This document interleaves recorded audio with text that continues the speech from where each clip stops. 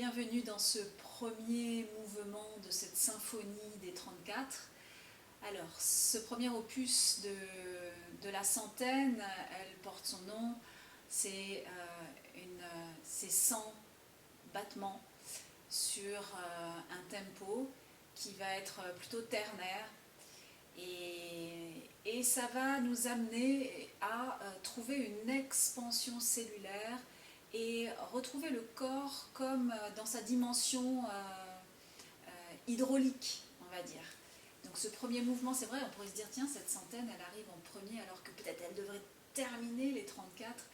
Eh bien, vous allez voir qu'en fait, ça va connecter et le bas et le haut du corps et trouver cette spatialité osseuse dont on a tellement besoin à vivre dans le corps au quotidien. Et puis, en mettant le focus là-dessus dans les 34, vous allez voir comment ça prend totalement son sens, en fait.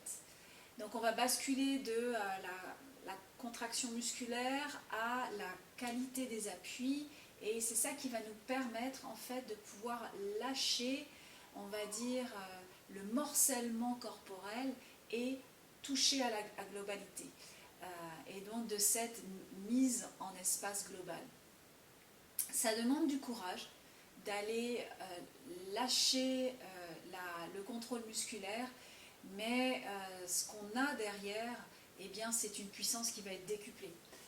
Donc, pour aller faire cela, on va s'asseoir, allonger les jambes. Donc ça va nous demander de passer un temps quand même dans la connexion des appuis, dans la connexion des appuis entre eux et de ce relais interne qui va être votre appui justement diaphragmatique. Alors, assis sur les coudes, les jambes sont longues et on va aller poser nos jambes et se poser sur nos coudes. Il ne va pas y avoir d'effondrement au niveau des épaules pour pousser les têtes de fémur, les têtes d'humérus, pardon, dans les deltoïdes. On va aller repousser le sol, là, et mettre nos mains, le bout des doigts, dans le bas du dos. Donc on est dans les lombaires, ici, de chaque côté, sur les érecteurs spinaux. Puis on va faire cette expérience de ce qu'on connaît bien, j'expire et je lève la jambe. Voilà. Je repose, j'expire, donc le diaphragme remonte, se relâche, la sangle abdominale s'engage et dans l'expiration, la jambe va se soulever. C'est ce qu'on connaît assez bien. Donc on va voir dans l'expire combien pèse cette jambe d'un côté et de l'autre. Voilà. Gardez ça en mémoire. Puis là, ce qu'on va venir faire ici, c'est que l'on va venir presser le coccyx et le sacrum dans le sol. Donc on vient maintenant descendre l'appui du bassin pour alléger le plateau de la jambe. On utilise la gravité, on utilise le retour du sol. Et au contraire, là maintenant, on fait une autre expérience. On va venir donc presser le coccyx dans le sol et inspirer quand la jambe se soulève.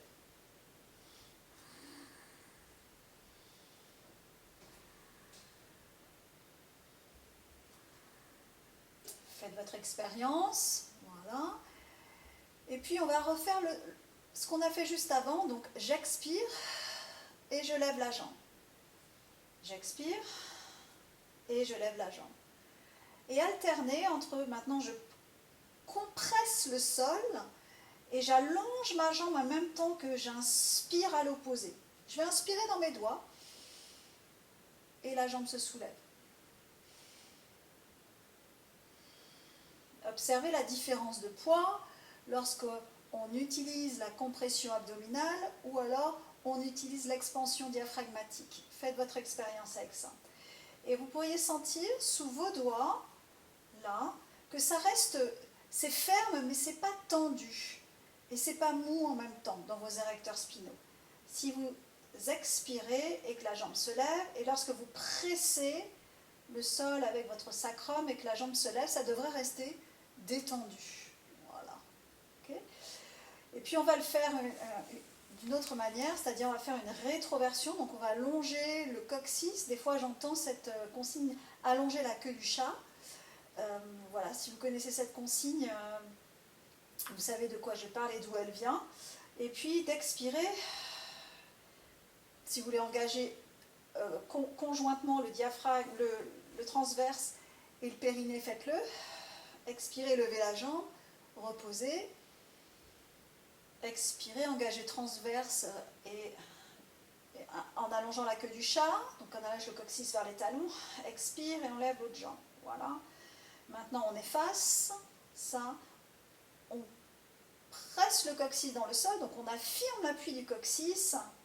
Là, donc il y a une longueur, une ouverture entre nos iliaques, une ouverture entre nos ischions, et puis j'allonge ma jambe et j'inspire dans mes doigts.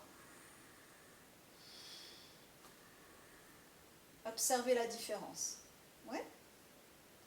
À présent, on va venir s'allonger sur le dos. Et puis, aller mettre nos mains derrière la tête et d'aller marcher avec nos côtes à l'arrière. On va aller marcher, marcher. Ici, et pour vraiment éloigner l'appui thoracique du bassin.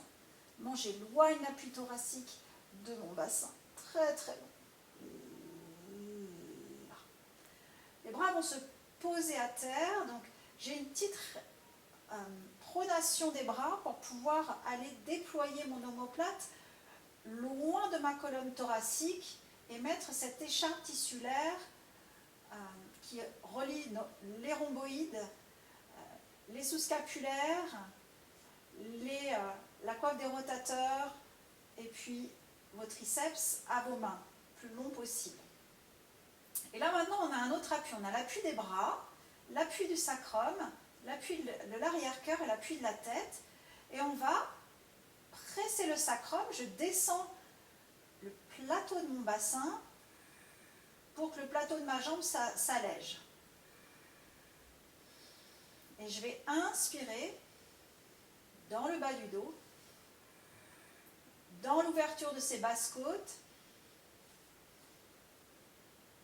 dans ce déploiement des côtes à l'arrière pour aller gonfler le bas de mes poumons pour soulever une jambe et puis l'autre.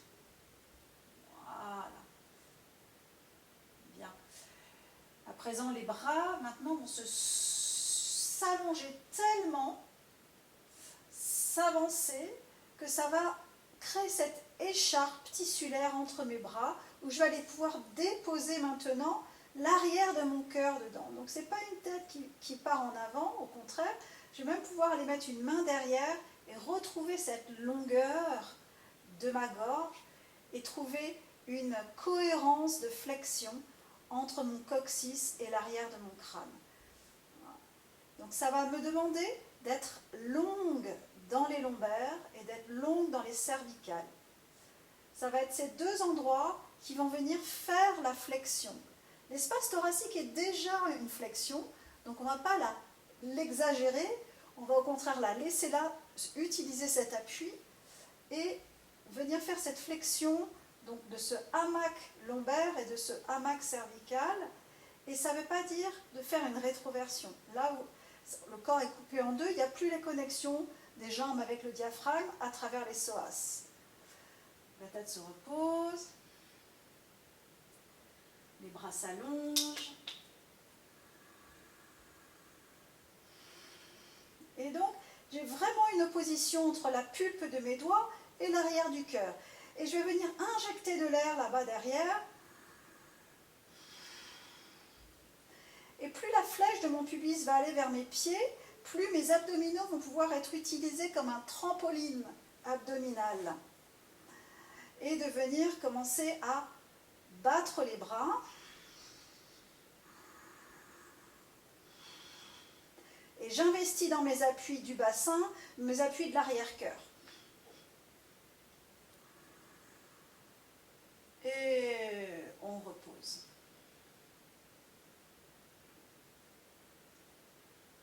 À présent, les deux bras s'allongent. Ça met en tension l'écharpe tissulaire en entre les deux bras. Voilà. Et à présent, plus je vais presser mon sacrum en bas, inspirer dans l'arrière-cœur, une jambe va se lever et je vais pouvoir aller inspirer en 5 battements, expirer en 5 battements. Et changer de jambe. Dès que je perds cette longueur-là, entre les 5e côtes et le pubis, la jambe va être extrêmement lourde et n'est plus connectée. Je ne vais plus pouvoir avoir accès au diaphragme. Et là, vous pouvez voir que si vous utilisez vos abdominaux comme des espaceurs, vous allez bien les sentir. Et ça se repose. On construit cette centaine toujours, donc toujours avec l'option des bras qui se portent, une main qui peut se poser derrière, le faire avec une jambe, les deux jambes. Et là, ce qu'on vient chercher, c'est vraiment cette longueur à travers les voûtes plantaires, cette connexion avec l'arrière du diaphragme et ce rebond des bras.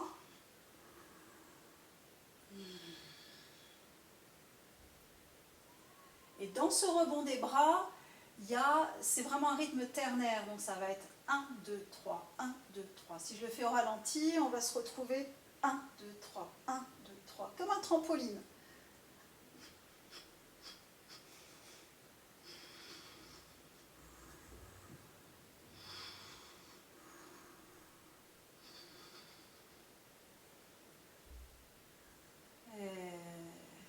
On revient au sol. Et on va encore faire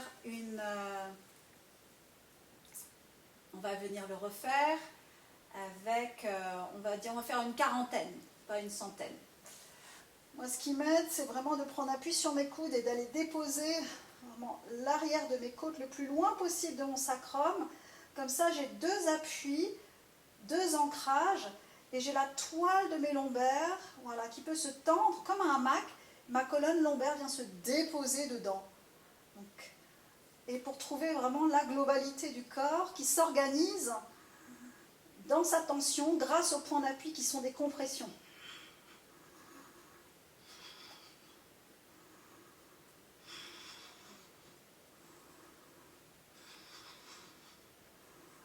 Talons ensemble. Et ça redépose. Bien.